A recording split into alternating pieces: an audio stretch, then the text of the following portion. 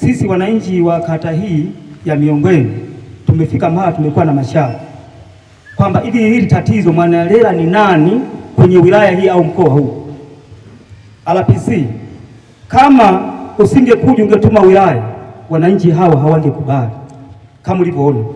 Tukio hili kupata taarifa mwenzetu aliyopelekwa Mbeya amefariki, wananchi sisi tulikaa na kusema jamani, hili ni tatizo, serikali itatusaidia. Lakini tukio lile tangu limefika hakuna uongozi ulioenda kuangalia kule kwenye tukio lililotokea, na kama walienda maana walishuhudia wakaondoka. Sasa swali linakuja, je, ng'ombe hizi zilizokufa na mtu aliyekufa, maana ametangulia mtu mzee kuja ng'ombe, je, hili ni tatizo kuliko yule mtu? Ndio swali linakuja. Maana hata kwenye maelekezo ya kwako pale unapoeleza kwamba mmefanya vibaya sana, sawa, inawezekana ili ipatikane suluhu ya Mwanalela basi lifanyike ili ipatikane suluhu. Mimi nikuombe RPC wa mkoa lione hili ni tatizo amesababisha Mwanalela. Hizi ng'ombe ameua Mwanalela kwa tatizo alilo nalo, kwa sababu kisema amefuta kesi, haya marehemu naye amefuta kesi.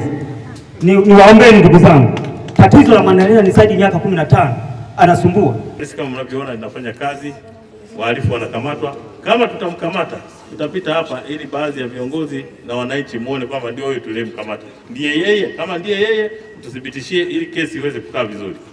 Kama alivyosema, mkishamkamata endelee naye, tutaendelea naye. Sawa ndugu zangu wananchi? Mimi niendelee kuungana na nyinyi.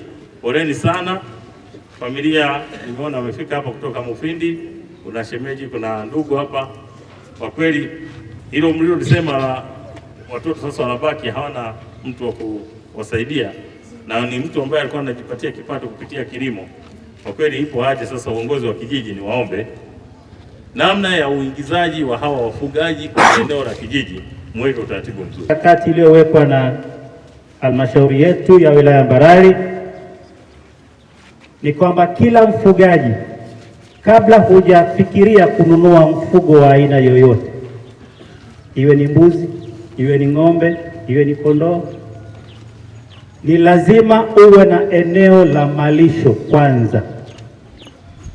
Kwa naomba tuelewane hiyo kwa wafugaji wote, kabla hujafikiria kununua mfugo wa aina yoyote, eneo lolote ndani ya wilaya ya Mbarali lazima uwe na eneo la malisho. Na kama hauna eneo la malisho, hakikisha unakodisha eneo kwa kuuza baadhi ya mifugo yako.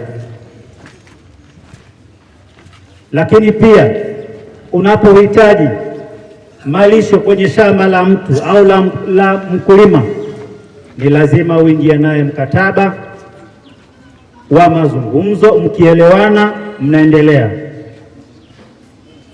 mkishindana unanunua, kama ambavyo mkulima anavyonunua mbegu, mbolea na mambo mengine anapohudumia shamba lake.